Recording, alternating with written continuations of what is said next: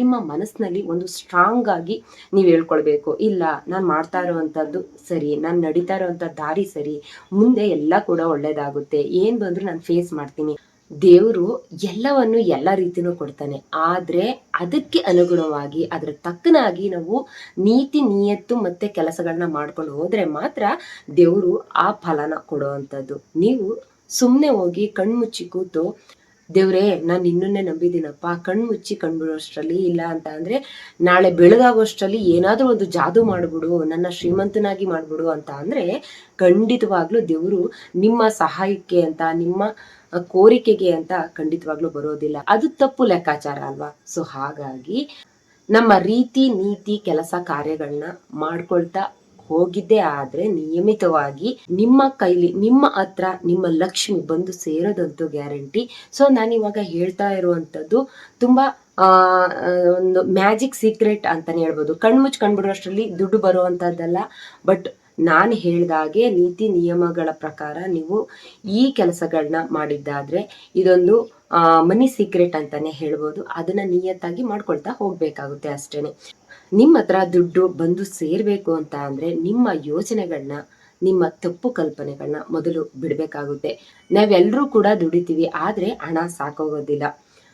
ಎಷ್ಟೇ ದುಡ್ಡು ಬಂದು ಕೈಗೆ ಸೇರಿದ್ರು ಕೂಡ, ಅದೇ ಹೇಳ್ತಾರಲ್ಲ, ಎಷ್ಟೇ ಬಂದು ಕೈಗೆ ಸೇರಿದ್ರು ಕೂಡ ಸಂದೆ ಹೊತ್ತಿಗೆ ಹೆಂಗಪ್ಪ ಏನಪ್ಪ ಅನ್ನೋ ರೀತಿ ಆಗೋಗ್ಬಿಡುತ್ತೆ. ಹೆಂಗೆ ಬಂದು ದುಡ್ಡು ಬಂಡಲ್ ಗಟ್ಲೆ ದುಡ್ಡು ಬಂದ್ರು ಕೂಡ ಅದೆಲ್ಲಿ ಅರ್ಧೋಗುತ್ತೆ ಅನ್ನೋವಂಥದ್ದೇ ಗೊತ್ತಾಗೋದಿಲ್ಲ. ಯಾಕೆ ಗೊತ್ತಾ? ನಮ್ಮ ಆಲೋಚನೆಗಳು ಸರಿ ಇಲ್ದೇನೆ ಇರುವಂತ ಟೈಮ್ನಲ್ಲಿ ಮನಸ್ಸು ಬಡವಾಗಿದ್ರೆ ಕೈ ಖಾಲಿ ಆಗೋಗುತ್ತಂತೆ, ಮನಸ್ಸು ಶ್ರೀಮಂತರಾಗಿದ್ರೆ ಲಕ್ಷ್ಮಿ ನಮ್ಮ ಹತ್ರನೇ ಉಳ್ಕೊಳ್ತಾಳಂತೆ. ನೀವು ಶ್ರೀಮಂತರಾಗದ್ ಬೇಡ, ನಿಮ್ಮ ಮನಸ್ಸನ್ನ ಶ್ರೀಮಂತಿಕೆಯಿಂದ ತುಂಬಿಕೊಳ್ಳಿ ಅಂತ ಹೇಳೋದಕ್ಕೆ ಇಷ್ಟಪಡ್ತೀನಿ. ಸೊ ಹಾಗಾಗಿ ನಿಮ್ಮ ಯೋಚನೆಗಳನ್ನ ಬದಲಿಸೋದನ್ನ ಕಲ್ತ್ಕೊಳ್ಳಿ, ನಿಮ್ಮ ಕೆಲಸಗಳನ್ನ ಒಂದು ಸೃಜನಶೀಲರಾಗಿ ಮಾಡೋದನ್ನ ಕಲ್ತ್ಕೊಳ್ಳಿ, ನೀವು ಒಂದು ಅಟ್ರಾಕ್ಟಿವ್ ಪವರ್ನ ಕಂಡ್ಕೊಳ್ತೀರಾ ಅಂತ ಹೇಳೋದಕ್ಕೆ ನಾನು ಇಷ್ಟಪಡ್ತೀನಿ. ಈ ಯೋಚನೆಯಿಂದ, ಈ ಕೆಲಸಗಳಿಂದ ನಿಮ್ಮ ಮುಂದಿನ ಜೀವನ ಖಂಡಿತವಾಗ್ಲೂ ಬದಲಾಗುತ್ತೆ. ಇವತ್ತು ನೀವು ತಗೊಳ್ಳುವಂತ ಒಂದು ನಿರ್ಧಾರ, ಒಂದು ಒಳ್ಳೆಯ ನಿರ್ಧಾರ ನಿಮ್ಮ ಬಡತನದಿಂದ ಶ್ರೀಮಂತತನಕ್ಕೆ ಕರೆದುಕೊಂಡು ಹೋಗೋದಂತೂ ಗ್ಯಾರಂಟಿ ಅಂತ ಹೇಳೋದಕ್ಕೆ ಬರ್ತೀನಿ. ಸೊ ಇಷ್ಟೆಲ್ಲ ಪೀಠಿಕೆ ಹಾಕಿ ನಾನು ಇವತ್ತು ನಿಮಗೆ ಹೇಳಕ್ಕೆ ಹೊಟ್ಟಿರೋ ಅಂತ ಮಾತೇನಪ್ಪ ಅಂದ್ರೆ, ಮನಿನ ಯಾವ ರೀತಿ ಅಟ್ರಾಕ್ಟ್ ಮಾಡ್ಕೋಬೇಕು ಅನ್ನೋವಂಥದ್ದು ಕೆಲವು ಗುಟ್ಟುಗಳಿದೆ. ಆ ಗುಟ್ಟುಗಳನ್ನ ನಾನು ಒನ್ ಬೈ ಒನ್ ತಿಳಿಸ್ಕೊಡ್ತಾ ಹೋಗ್ತೀನಿ. ಅದಕ್ಕಿಂತ ಮುಂಚೆ ಯಾರೆಲ್ಲ ನನ್ನ ವಿಡಿಯೋನ ನೋಡ್ತಾ ಇದ್ದೀರಾ, ಸಬ್ಸ್ಕ್ರೈಬ್ ಮಾಡ್ದೇನೆ ನೋಡ್ತಾ ಇರೋವಂಥದ್ದು ಸಬ್ಸ್ಕ್ರೈಬ್ ಮಾಡ್ಕೊಂಡು ನೋಡಿ ಅಂತ ಹೇಳ್ತಾ ನನ್ನ ಈ ವಿಡಿಯೋನ ಮುಂದುವರಿಸ್ತಾ ಇದ್ದೀನಿ. ಹಾಯ್ ಹಲೋ ಎಲ್ರಿಗೂ ನಮಸ್ತೆ, welcome back to my channel. ನಾನು ದೀಪಿಕಾ ಗೌಡ. ಈ ಮನಿ ಸೀಕ್ರೆಟ್ ಅಂತ ಅಂದ್ರೆ ಇದು ಜಾದು ಅಂತ ಮಾತ್ರ ತಿಳ್ಕೊಳ್ಳೋದಕ್ಕೆ ಹೋಗ್ಬೇಡಿ. ನಾನು ಮೊದಲನೇದಾಗಿ ಹೇಳ್ತಾ ಇದ್ದೀನಿ, ಇದು ರೀತಿ ನೀತಿ ನಿಮ್ಮ ಒಂದು ಸೃಜನಶೀಲತೆಯ ಕೆಲಸಗಳಾಗಿರ್ತವೆ ಅಂತ ಹೇಳೋದಕ್ಕೆ ಇಷ್ಟಪಡ್ತೀನಿ. ಮೊದಲನೇ ಸೀಕ್ರೆಟ್ ಯಾವುದು ಅಂತ ನೋಡೋದ ಬನ್ನಿ. ಹಣ ಸೆಳೆಯುವಂತಹ ಮೊದಲನೇ ಸೀಕ್ರೆಟ್ ಯಾವುದು ಗೊತ್ತಾ? ನಿಮ್ಮ ಯೋಚನೆಗಳು ಕೂಡ ಹಣವನ್ನ ಸೆಳೆಯುತ್ತಂತೆ. ಹೇಗೆ ಅಂತ ಅಂದ್ರೆ, ನೀವ್ ಯಾವಾಗ್ಲೂ ನನ್ನ ಹತ್ರ ದುಡ್ಡಿಲ್ಲ, ನನ್ನ ಕೈಲಿ ಆಗಲ್ಲ, ನಾನು ಏನ್ ಮಾಡ್ಲಿ, ನಾನು ಬಡವೆ ಅಂತ ಯೋಚನೆ ಮಾಡ್ತಾನೆ ಕುಳಿತುಕೊಂಡ್ರೆ ನಿಮ್ಮ ಮನಸ್ಸು ಒಂದು ವೀಕ್ನೆಸ್ ಆಗುತ್ತೆ, ಅದು ಒಂದು ದುರ್ಬಲ ಪರಿಸ್ಥಿತಿಗೆ ಹೋಗುತ್ತೆ. ಅದು ದುರ್ಬಲ ಯಾವಾಗೊಳ್ಳುತ್ತೋ ಅವಾಗ ನಿಮ್ಗೆ ಏನನ್ನು ಕೂಡ ಮಾಡೋದಕ್ಕೆ ಆಗೋದಿಲ್ಲ. ನಿಮ್ಗೆ ಎಷ್ಟೇ ದುಡ್ಡು ಕೊಟ್ರು ಅದು ಸಾಕಾಗಲ್ಲ, ಇದು ಚಿಕ್ಕದು ಅಂತಾನೆ ಅನ್ಸುತ್ತೆ. ಸೊ ಹಾಗಾಗಿ ನಿಮ್ಮ ಯೋಚನೆಗಳನ್ನ ಬದಲಿಸ್ಕೊಳ್ಳಿ. ನಿಮ್ಮ ಯೋಚನೆಗಳನ್ನ ಬದಲಿಸ್ಕೊಂಡಾಗ ನಿಮ್ಗೆ ಹೊಸ ಹೊಸ ಮಾರ್ಗಗಳು, ಹೊಸ ಹೊಸ ದಾರಿಗಳು ಕಾಣಿಸ್ತವೆ. ಅವಾಗ ನಿಮ್ಗೆ ಹಣ ಅದೇ ಬಂದು ನಿಮ್ಮ ಕೈ ಸೇರುತ್ತೆ. ಕೆಲವರು ಯೋಚನೆ ಮಾಡ್ತಾನೆ ಇರ್ತಾರೆ, ನಾನು ಇವತ್ತಿಂದ ಹೊಸ ಜೀವನ ನಡೆಸ್ಬೇಕು, ಇವತ್ತಿಂದ ಒಳ್ಳೆತನದಿಂದ ನಡಿಬೇಕು, ಇವತ್ತಿಂದ ದುಡ್ಡನ್ನ ದುಡಿತಾ ಇರಬೇಕು, ಸೇವ್ ಮಾಡ್ತಾ ಇರಬೇಕು, ಖರ್ಚು ಮಾಡಬಾರ್ದು ಅಂತೆಲ್ಲ ಯೋಚನೆ ಮಾಡ್ತಾರೆ. ಬಟ್ ಯಾವ ಕೆಲ್ಸನೂ ಮಾಡೋದಿಲ್ಲ. ಎಲ್ಲಿ ಯೋಚನೆ ಮಾಡ್ತಾ ಇರ್ತಾರೋ ಅಲ್ಲೇ ನಿಂತಿರ್ತಾರೆ, ಕೆಲಸನ ಶುರುನೇ ಮಾಡೋದಿಲ್ಲ. ಆ ರೀತಿ ಮಾಡಬೇಡಿ. ಯೋಚನೆ ಬಂತ ಅವತ್ತಿಂದ, ಆ ಕ್ಷಣದಿಂದ ನೀವು ಒಂದು ಹೊಸ ರೀತಿ, ಅಟ್ರಾಕ್ಟಿವ್ ರೀತಿ ಯೋಚನೆನ ಮಾಡಿ. ಫಾರ್ ಎಕ್ಸಾಂಪಲ್ ಹೇಳ್ಬೇಕು ಅಂದ್ರೆ, ಒಂದು ಒಳ್ಳೆ ಯೋಚನೆಯಿಂದ ಒಂದು ಒಳ್ಳೆ ಯೋಜನೆನ ರೂಪಿಸ್ಕೊಂಡು ನನ್ನ ಮುಂದಿನ ಜೀವನ ಚೆನ್ನಾಗಿರ್ಬೇಕು, ಒಂದು ಮುಂದಿನ ಜೀವನ ನಾನು ಚೆನ್ನಾಗಿ ನಡೆಸ್ಬೇಕು ಅಂತ ಕಂಡೀಷನ್ ಅಲ್ಲಿ ನೀವು ಮನಸ್ಸಿಗೆ ಒಂದು ನಿರ್ಧಾರ, ದೃಢ ನಿರ್ಧಾರ ತಗೊಂಡು ಅವತ್ತಿಂದ ಸೇವಿಂಗ್ನ ಚಿಕ್ಕದಾಗಿ ಸೇವಿಂಗ್ನ ಶುರು ಮಾಡಿ ಮುಂದೆ ನೋಡಿ ನಿಮ್ಮ ಕೈಗೆ ಯಾವ ರೀತಿ ಹಣ ಬಂದು ಸೇರ್ತಾ ಹೋಗುತ್ತೆ, ನೀವು ಹೇಗೆ ಹಣನ ಸೆಳಿತೀರಾ ಅಂತ. ಸೊ ಒಂದು ಒಳ್ಳೆಯ ಯೋಚನೆ ನಿಮ್ಮ ಜೀವನನೇ ಬದಲಾಯಿಸುತ್ತೆ ಅಂತ ಹೇಳೋದಕ್ಕೆ ಇಷ್ಟಪಡ್ತೀನಿ. ನಂಬರ್ 2 ಸೀಕ್ರೆಟ್ ಯಾವ್ದಪ್ಪ ಅಂದ್ರೆ, ಅವಕಾಶಗಳಿಗೆ ಸಾಕಷ್ಟು ದಾರಿ ಇವೆ ಅಂತ ನೀವು ನಂಬೇಕಾಗುತ್ತೆ. ಈಗ ಹಣ ಸಂಪಾದನೆ ಮಾಡೋದಕ್ಕೆ ಕೆಲಸ ಒಂದೇ ದಾರಿ ಅಲ್ಲ. ಈ ಪ್ರಪಂಚದಲ್ಲಿ ಸಾಕಷ್ಟು ಹಣ ಸಂಪಾದನೆ ಮಾಡೋದಕ್ಕೆ ದಾರಿಗಳಿವೆ. ಅವನ್ನ ನೀವು ಹುಡಿಕೊಳ್ಬೇಕು. ಅವಕಾಶಗಳು ನಾನಾ ರೀತಿ ಇದೆ ಅನ್ನುವಂಥದ್ದನ್ನ ತಿಳ್ಕೋಬೇಕು. ಇಲ್ಲಿ ಆ ರೀತಿ ಯಾರು ತಿಳ್ಕೊಳ್ಳೋದಿಲ್ಲ. ಇವಾಗಿನ ಕಾಲದ ಯುವಕ ಯುವತಿಯರು ಮಾತ್ರ ನಾನು ಓದಿರೋ ತಕ್ಕನಾಗೆ ಕೆಲಸ ಬೇಕು, ಯಾಕಂದ್ರೆ ನಮ್ಮ ಅಪ್ಪ ಅಮ್ಮ ಅಷ್ಟೊಂದು ಕಷ್ಟಪಟ್ಟು ಓದಿಸಿದ್ದಾರೆ. ಅದು ತಪ್ಪಲ್ಲ, ನೀವು ಯೋಚನೆ ಮಾಡುವಂಥದ್ದು ತಪ್ಪಲ್ಲ. ಆದರೆ ನಿಮ್ಗೆ ಅವಕಾಶ ಸಿಗೋ ತನಕ ನೀವು ಬೇರೆ ಕೆಲಸಗಳನ್ನು ಮಾಡ್ತಾ ಇರ್ಬೇಕಂತೆ. ನಿಮ್ಗೆ ಅವಕಾಶ ಸಿಗುತ್ತೆ ಸಿಗುತ್ತೆ ಸಿಗುತ್ತೆ ಅಂತ ಸುಮ್ಮನೆ ಕಾಯ್ತಾ ಕುಳಿತುಕೊಂಡ್ರೆ ನಿಮಗೆ ಯಾವ ಕೆಲಸನೂ ಕೂಡ ಸಿಗೋದಿಲ್ಲ. ನೀವು ಉಪ್ಪರಿಕೆ ಮೇಲೆ ನೋಡೋದಕ್ಕಿಂತ ಸ್ವಲ್ಪ ಭೂಮಿ ಮೇಲೆ ನೋಡಿ. ಬರೀ ಉಪ್ಪರಿಕೆ ಮೇಲೆ ನಾನು ಇಲ್ಲೇ ನೋಡ್ತೀನಿ ಅಂತ ನೋಡ್ತಾ ಇದ್ರೆ ನೀವು ಅಲ್ಲಿವರೆಗೆ ಓದಿರ್ಬೋದು, ಇಲ್ಲ ಅಂತ ನಾನು ಹೇಳ್ತಾ ಇಲ್ಲ. ಆ ಅವಕಾಶ ಬರೋವರಿಗೆ ಕಾಯ್ತಾ ಕುಳಿತುಕೊಳ್ಳೋದಕ್ಕಿಂತ ಆ ಅವಕಾಶ ಬರ್ಲಿ, ಅದು ಬಂದೇ ಬರುತ್ತೆ. ನೀವು ಕಷ್ಟಪಟ್ಟು ಚೆನ್ನಾಗಿ ಓದಿದ್ದೀರಾ, ಒಂದು ಸರ್ಟಿಫಿಕೇಟ್ ತಗೊಂಡಿದ್ದೀರಾ, ಒಂದು ಎಜುಕೇಟೆಡ್ ಅಂತ ಅಂದ್ರೆ ನಿಮ್ಗೆ ಆ ಕೆಲಸ ಸಿಕ್ಕೇ ಸಿಗುತ್ತೆ. ಅಲ್ಲಿ ತನಕ ಕೈ ಕಟ್ಟಿ ನನ್ನ ಕೈಲಿ ಏನೂ ಇಲ್ಲ, ನನಗೆ ಕೆಲಸ ಸಿಗೋದಿಲ್ಲ, ನಂಗೆ ಅವಕಾಶಗಳೇ ಸಿಗಲ್ಲ, ನಾನು ಓದಿರೋ ತಕ್ಕನಾಗೆ ಕೆಲಸ ಬೇಕು ಅಂತ ಯೋಚನೆ ಮಾಡೋದ್ರ ಬದಲು ಹಣ ಸಂಪಾದನೆ ಮಾಡಕ್ ನಾನಾ ರೀತಿ ದಾರಿಗಳಿವೆ. ಆ ರೀತಿ ಸಂಪಾದನೆ ಮಾಡ್ತಾ ಇರಿ ಒಳ್ಳೆ ರೀತಿ. ನಿಮ್ಗೆ ಅವಕಾಶ ಬಂದ ತಕ್ಷಣ ನೀವು ಆ ಅವಕಾಶನ ಸದುಪಯೋಗ ಪಡಿಸ್ಕೊಳ್ಳಿ ಅಂತ ಹೇಳೋದಕ್ಕೆ ಇಷ್ಟಪಡ್ತೀನಿ. ನಾನು ಹಣ ಸಂಪಾದನೆ ಮಾಡೋದಕ್ಕೆ ನನ್ ಜಾಬೇ ಬೇಕು ಅಂತ ಯೋಚನೆ ಮಾಡ್ತಾನೆ ಕುಳಿತುಕೊಂಡ್ರೆ ನಿಮ್ಮ ಮೈಂಡ್ ನಲ್ಲಿ ಸೋಂಬೇರಿತನ ಅನ್ನೋವಂಥದ್ದು ತಾಂಡವಾಡ್ತಾ ಇರುತ್ತೆ, ಕುಳಿತುಕೊಬಿಡುತ್ತೆ. ಸೊ ಹಾಗಾಗಿ ಜಾಬು, ಹಣ ಸಂಪಾದನೆ ಮಾಡೋಕ್ಕೆ ಜಾಬ್ ಕೂಡ ಇಂಪಾರ್ಟೆಂಟೇ. ಅದರ್ವೈಸ್ ಜಾಬ್ ನಿಮ್ಮ ತಕ್ಕನಾಗಿ ನೀವು ಜಾಬ್ ಹುಡುಕ್ತಾ ಇದ್ದೀರಾ, ಸಿಗ್ಲಿಲ್ಲ ಅಂತ ಅಂದ್ರೆ ಅದಕ್ಕೆ ಬದಲಾಗಿ ನಿಮ್ಮ ಎಜುಕೇಶನ್ ತಕ್ಕನಾಗಿ ಆನ್ಲೈನ್ ನಲ್ಲಿ ಕೆಲಸಗಳನ್ನ ಹುಡುಕೊಳ್ಳಿ. ಮತ್ತೆ ನೀವು ಸ್ವಲ್ಪ ಎಜುಕೇಶನ್ ಕಮ್ಮಿ ಮಾಡಿದೀನಿ ಅಂದ್ರೆ ಟೈಲರಿಂಗ್ ನ ಮಾಡಿ. ಈಗ ಎಜುಕೇಶನ್ ಕಮ್ಮಿ ಮಾಡಿರೋ ಅಂತಾರೆ ಟೈಲರಿಂಗ್ ಮಾಡ್ಬೇಕು ಅಂತಲ್ಲ. ಎಷ್ಟೆಷ್ಟೋ ಚೆನ್ನಾಗಿ ಓದಿರೋ ಅಂತವ್ರೆಲ್ಲ ಈಗ ಒಂದು ಬ್ಲೌಸ್ ನ ಸ್ಟಿಚ್ ಮಾಡಿಸ್ಕೊಳ್ತೀನಿ ಅಂತ ಅಂದ್ರೆ ಸಿಂಪಲ್ ಆಗಿ ಸ್ಟಿಚ್ ಮಾಡಿಸ್ತೀನಿ ಅಂದ್ರು 500 ರೂಪಾಯಿ ಬೇಕು. ನಾನು ಗ್ರ್ಯಾಂಡ್ ಆಗಿ ಮಾಡಿಸ್ತೀನಿ ಅಂತ ಅಂದ್ರೆ 2000, 3000, 5000, ಯಪ್ಪ ಎಷ್ಟು ಸಾವಿರ ಗಟ್ಲೆ ಸ್ಟಿಚಿಂಗ್ ಮಾಡ್ತಾರೆ. ಸೊ ಹಾಗಾಗಿ ಇದಕ್ಕೆ ಓದ್ಲೇಬೇಕು ಅಂತಾನೆ ಏನಿಲ್ಲ. ಓದಿರೋರು ಈ ಟೈಲರಿಂಗ್ ಕೆಲಸ ಮಾಡಬಾರ್ದು ಅಂತಾನು ಕೂಡ ಏನೂ ಇಲ್ಲ. ಟೈಲರಿಂಗ್ ಕೆಲಸನ ಮಾಡಿ. ಈಗ ರೈತರು ಕೆಲಸ ಮಾಡಿದ್ರೆ ಅವ್ರೇನ್ ಬಡವ್ರ ಅಂತ ಅನ್ನಿಸ್ಕೊಳ್ಳೋದಿಲ್ಲ. ರೈತರು ಕೆಲಸ ಮಾಡಿ ಈ ಸಿಟಿಗಳಲ್ಲಿ IT BT ಕಂಪ್ನಿನಲ್ಲಿ ಕೆಲಸ ಮಾಡೋರ್ಗಿಂತ ಹೆಚ್ಚಾಗಿ ಜೀವನ ಮಾಡ್ತಾ ಇರ್ತಾರೆ. ಫಾರ್ಮಿಂಗ್ ನ ಮಾಡಿ ಮತ್ತೆ ಜೊತೆಗೆ ಸ್ನ್ಯಾಕ್ಸ್ಗಳನ್ನ ಸೇಲ್ ಮಾಡೋದನ್ನ ಕಲ್ತ್ಕೊಳ್ಳಿ. ಹಣ ಸಂಪಾದನೆ ಮಾಡೋದಕ್ಕೆ ನೀವು ಯಾವ ರೀತಿನಾದ್ರೂ ಹಣ ಸಂಪಾದನೆ ಮಾಡಬಹುದು, ಆದ್ರೆ ಒಂದು ಒಳ್ಳೆ ರೀತಿ ಆಗಿರ್ಬೇಕು. ಸೊ ಹಾಗಾಗಿ ಅವಕಾಶಗಳು, ಹಣ ಸಂಪಾದನೆ ಮಾಡೋದಕ್ಕೆ ನಾನಾ ರೀತಿ ಅವಕಾಶಗಳಿವೆ ಅನ್ನೋಂಥದ್ದನ್ನ ನೀವು ಫಸ್ಟ್ ಮನದಟ್ಟನ್ನ ಮಾಡ್ಕೊಳ್ಬೇಕು. ನಾನು ಇದೇ ಕೆಲಸಕ್ಕೆ ಹೋಗ್ಬೇಕು, ಇದ್ರಲ್ಲೇ ಹಣನ ಸಂಪಾದನೆ ಮಾಡ್ಬೇಕು ಅಂದ್ರೆ ಅದು ಸಾಧ್ಯವಾಗದ ಮಾತು. ಸಾಧ್ಯವಾಗುತ್ತೆ ಅಂದ್ರೆ ಆ ಅವಕಾಶ ನೀವು ನಿಮ್ಮ ಮನಸ್ಸಿನಲ್ಲಿ ಒಂದು ಕೆಟ್ಟ ಯೋಚನೆಯಿಂದ ನಾನು ಇದೇ ಕೆಲ್ಸಕ್ಕೆ ಹೋಗ್ಬೇಕು ಅನ್ಕೊಂಡ್ರೆ ಅದು ಕೆಲಸ ಸಿಗೋದಿಲ್ಲ. ಸೊ ಹಾಗಾಗಿ ಒಂದು ತಾಳ್ಮೆ ಅನ್ನುವಂಥದ್ದು ಇರ್ಬೇಕು. ಅವಕಾಶಗಳು ನಾನಾ ರೀತಿ ಇವೆ ಅನ್ನೋವಂಥದ್ದನ್ನ ನೀವು ಮೊದಲು ಅರ್ಥ ಮಾಡ್ಕೊಳ್ಬೇಕು. ಒಂದು ಬಾಗ್ಲು ಮುಚ್ಚಿದ್ರೆ ನಾನಾ ರೀತಿ ಬಾಗ್ಲು ತೆಗ್ದಿರ್ತದೆ ಅನ್ನೋ ಅಂಥದ್ದನ್ನ ನೀವು ಫಸ್ಟ್ ಮನದಟ್ಟು ಮಾಡ್ಕೊಳ್ಬೇಕು. ಅಂದ್ರೆ ಫಸ್ಟ್ ತಿಳಿದುಕೊಳ್ಬೇಕು ಅಂತ ಹೇಳೋದಕ್ಕೆ ಇಷ್ಟಪಡ್ತೀನಿ. 3ನೇ ಸೀಕ್ರೆಟ್ ಯಾವ್ದಪ್ಪ ಅಂದ್ರೆ ಹಣ ಮೊದಲು ಮನಸ್ಸಿನಿಂದ ಶುರು ಆಗುತ್ತೆ. ಯಾವ ರೀತಿ ಗೊತ್ತಾ? ಹಣ ಮೊದಲು ಹ್ಯಾಬಿಟ್ ನಲ್ಲಿ ಬರುವಂತದ್ದು. ಇದರಲ್ಲಿ discipline, saving, habit, hard work ಈ ರೀತಿ ಎಲ್ಲ ಇದ್ದಾಗ ಮಾತ್ರ ನಿಮ್ಗೆ ಮುಂದೆ ಹಣ ನಿಮ್ಮ ಕೈಗೆ ಬಂದು ಸೇರೋ ಅಂಥದ್ದು. ಈ ರೀತಿ ಎಲ್ಲ ಡಿಸಿಪ್ಲಿನ್ ನೀವು ಇಟ್ಕೊಳ್ಬೇಕಾಗುತ್ತೆ. ಫಾರ್ ಎಕ್ಸಾಂಪಲ್ ಹೇಳ್ಬೇಕು ಅಂದ್ರೆ ಒಂದು 10,000 ಸಂಬಳ ತಗೊಳ್ಳೋನು ಕೂಡ ಸೇವ್ ಮಾಡ್ತಾ ಹೋಗ್ತಾನೆ. ಇಲ್ಲಿ 30,000 ಸಂಬಳ ತಗೊಳ್ಳೋನು 10,000 ತಗೊಳ್ಳುವಂತ ಸೇವ್ ಮಾಡ್ತಾನಲ್ಲ, ಆ ರೀತಿ ಸೇವ್ ಮಾಡೋದಿಲ್ಲ. ನಾನು 30,000 ಸಂಬಳ ಅಲ್ವಾ ಅಂದ್ಬಿಟ್ಟು ಖರ್ಚು ಮಾಡ್ತಾ ಹೋಗ್ತಾನೆ. ಸೊ ಹಾಗಾಗಿ discipline, hard work, saving, habit ಇವು ತುಂಬಾ ಇಂಪಾರ್ಟೆಂಟ್ ಆಗಿರುತ್ತೆ. ನಾವು ಏನ್ ಸಂಬಳನ ತಗೊಳ್ತೀವೋ ಅದ್ರಲ್ಲಿ. ಸೊ ಹಾಗಾಗಿ ಮೊದಲು ನೀವು ಮನಸ್ಸಿನಲ್ಲಿ ಅನ್ಕೊಳ್ಬೇಕು, ನಾನು ಇಷ್ಟನ್ನ ಸಂಬಳ ತಗೊಳ್ತಾ ಇದ್ದೀನಿ ಅಲ್ವಾ, ಅದ್ರ ತಕ್ಕನಾಗಿ ಇಷ್ಟನ್ನ ಸೇವ್ ಮಾಡ್ಬೇಕು, ಇಷ್ಟನ್ನ ಖರ್ಚು ಮಾಡ್ಬೇಕು, ಇಷ್ಟನ್ನ ಹೂಡಿಕೆ ಮಾಡ್ತಾ ಹೋಗ್ಬೇಕು, ನನ್ನ ಅಮೌಂಟ್ ನ ಬೆಳೆಸ್ತಾ ಹೋಗ್ಬೇಕು ಅನ್ನೋಂಥದ್ದು ನಿಮ್ಮ ಮೈಂಡ್ ನಲ್ಲಿ ಅಂದ್ರೆ ನಿಮ್ಮ ಮನಸ್ಸಿನಿಂದ ಶುರುವಾಗ್ತಾ ಹೋಗ್ಬೇಕು.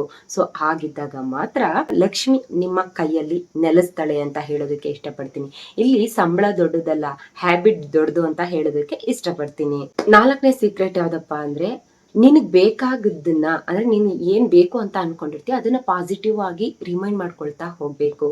ನಾನು ಮುಂದೆ ಚೆನ್ನಾಗಿರ್ತೀನಿ, ನನ್ನ ಜೀವನನೂ ಕೂಡ ಚೆನ್ನಾಗಿರುತ್ತೆ ಅಂತ ನೀನು ಯಾವಾಗ್ಲೂ ಮನಸ್ಸಿನಲ್ಲಿ ಅಂದ್ರೆ ರಿಪೀಟ್ ಮೆಲುಕು ಹಾಕೋದು ಅಂತಾರಲ್ಲ, ಆ ರೀತಿ ಮೆಲುಕು ಹಾಕ್ತಾ ಹೋಗ್ಬೇಕು.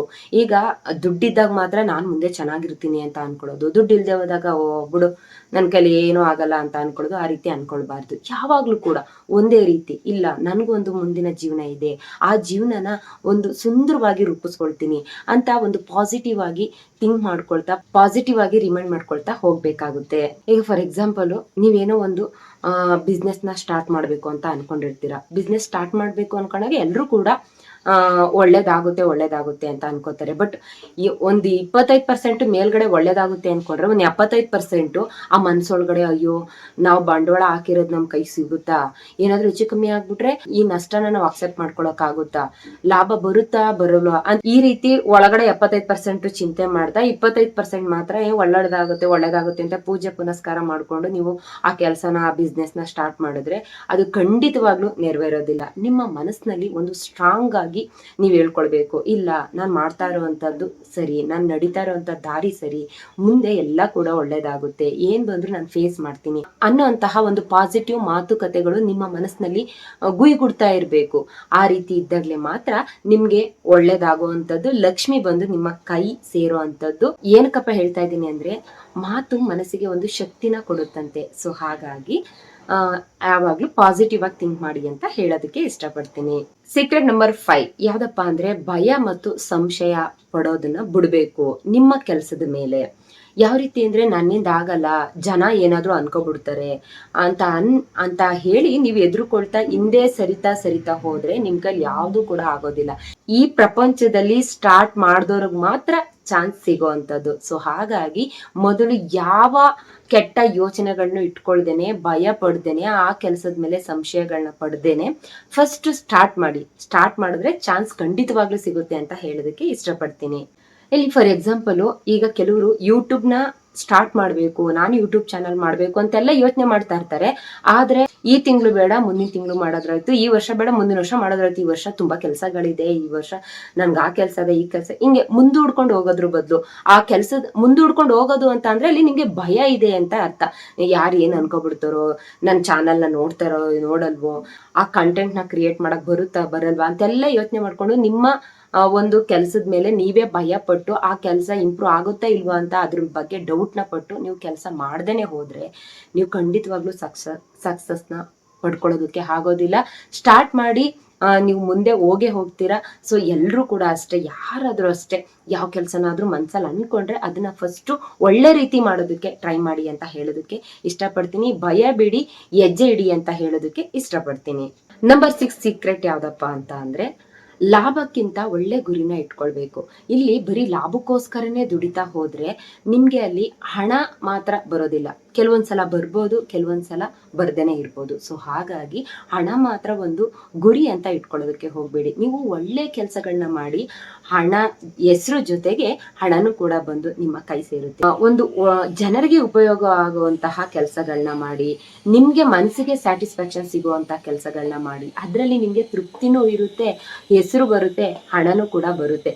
ಸೊ ಹಾಗಾಗಿ ಲಕ್ಷ್ಮಿ ಎಲ್ಲಿ ನೆಲೆಸ್ತಾಳೆ ಅಂತ ಅಂದ್ರೆ, ನೀವು ಒಳ್ಳೆ ಕೆಲಸಗಳನ್ನ ಮಾಡಿದಾಗ, ಜನರಿಗೆ ಉಪಯೋಗ ಆಗುವಂತಹ ಕೆಲಸಗಳನ್ನ ಮಾಡಿದಾಗ, ಇವನ್ಗೂ ಒಂದು ಒಳ್ಳೆ ಮನಸ್ಸಿದೆ, ಇವಳಿಗೂ ಒಂದು ಒಳ್ಳೆ ಸ್ವಭಾವ ಇದೆ ಅಂತ ಲಕ್ಷ್ಮಿ ನಿಮ್ಮ ಹತ್ರ ನೆಲೆಸೋದಕ್ಕೆ ಟ್ರೈ ಮಾಡ್ತಾಳೆ. ಸೊ ಹಾಗಾಗಿ ಒಳ್ಳೆ ಕೆಲಸನ ಮಾಡಿ, ಹಣಕ್ಕೋಸ್ಕರನೇ ಕೆಲಸ ಮಾಡ್ಬೇಕು ಅಂತ ಮಾಡಬೇಡಿ. ಒಳ್ಳೆ ಕೆಲಸ ಮಾಡೋದಕ್ಕೋಸ್ಕರ, ನನ್ನ ಮನಸ್ಸಿನ ತೃಪ್ತಿಗೋಸ್ಕರ ಕೆಲಸ ಮಾಡ್ತಾ ಇದ್ದೀನಿ ಅಂತ ಮಾಡಿ, ಹೆಸರು, ಹಣ, ತೃಪ್ತಿ ಎಲ್ಲವೂ ಕೂಡ ನಿಮ್ಮ ಕೈಗೆ ಬಂದು ಸೇರುತ್ತೆ ಅಂತ ಹೇಳೋದಕ್ಕೆ ಇಷ್ಟಪಡ್ತೀನಿ. ಫಾರ್ ಎಕ್ಸಾಂಪಲ್ ಜನರಲ್ ಆಗಿ ಹೇಳ್ತೀನಿ, ಒಂದು ಯೂಟ್ಯೂಬ್ ಚಾನಲ್ ನಲ್ಲಿ ಜನರಿಗೆ ಇಷ್ಟ ಆಗುವಂತಹ, ಅವರು ನನ್ಗೂ ಈ ರೀತಿ ಕಂಟೆಂಟ್ ಬೇಕು ಅನ್ನೋಂತಹ ನೀವು ಕಂಟೆಂಟ್ನ ನೀವು ವಿಡಿಯೋ ಹಾಕ್ದಾಗ ಜನರು ಅದನ್ನ ಇಷ್ಟಪಟ್ಟು ವ್ಯೂವರ್ಸ್ ಜಾಸ್ತಿ ಆಗ್ತಾರೆ, ಅಂದ್ರೆ ಫಾಲೋವರ್ಸ್ ಜಾಸ್ತಿ ಆಗ್ತಾರೆ, ಖಂಡಿತವಾಗ್ಲೂ ದುಡ್ಡು ಬರುತ್ತೆ ಅಲ್ವಾ. ಇದರಲ್ಲಿ ನೇಮು, ದುಡ್ಡು ಮತ್ತೆ ನಿಮ್ಗೆ ಸಬ್ಸ್ಕ್ರೈಬರ್ಸು ಎಲ್ಲವೂ ಕೂಡ ಬರುತ್ತೆ. ಸೊ ಹಾಗಾಗಿ ಜನರು ಮೆಚ್ಚುವಂತ ಕೆಲಸಗಳನ್ನ ಮಾಡಿ, ಜೊತೆಗೆ ನಿಮ್ಗೆ ತೃಪ್ತಿ ಕೊಡುವಂತಹ ಕೆಲಸನ ಮಾಡಿ. ಇದ್ರ ಅರ್ಥ ಒಳ್ಳೆ ಮನಸ್ಸಿನಿಂದ ಸೇವೆ ಮಾಡಿದ್ರೆ ಫಲ ಸಿಕ್ಕೇ ಸಿಗುತ್ತೆ ಅಂತ ಹೇಳ್ತೀನಿ. ಇದರಿಂದ ನೇಮು ಫೇಮು ಅಂತ ಹೇಳ್ತಾರೆ, ಎರಡು ಕೂಡ ಬರುತ್ತೆ. ಲಕ್ಷ್ಮಿ ನಿಮ್ ಜೊತೆನೆ ಇರೋದಕ್ಕೆ ಇಷ್ಟಪಡ್ತೇನೆ ಅಂತ ಹೇಳೋದಕ್ಕೆ ಇಷ್ಟಪಡ್ತೀನಿ. ನಂಬರ್ 7 ಸೀಕ್ರೆಟ್ ಯಾವ್ದಪ್ಪ ಅಂದ್ರೆ, ಬೇರೆಯವ್ರನ್ನ ನೋಡಿ ಕಲಿಯುವಂಥದ್ದು. ಬೇರೆಯವ್ರನ್ನ ನೋಡಿ ಕಲಿಯುವಂಥದ್ದು ಅಂದ್ರೆ ಯಾವುದು? ಬೇರೆಯವ್ರನ್ನ ನೋಡಿ ಕಲಿಯುವಂಥದ್ದು ಅಂದ್ರೆ ಒಳ್ಳೆ ಗುಣಗಳನ್ನ ಮಾತ್ರ ನೋಡಿ ಕಲಿಬೇಕಾಗುತ್ತೆ.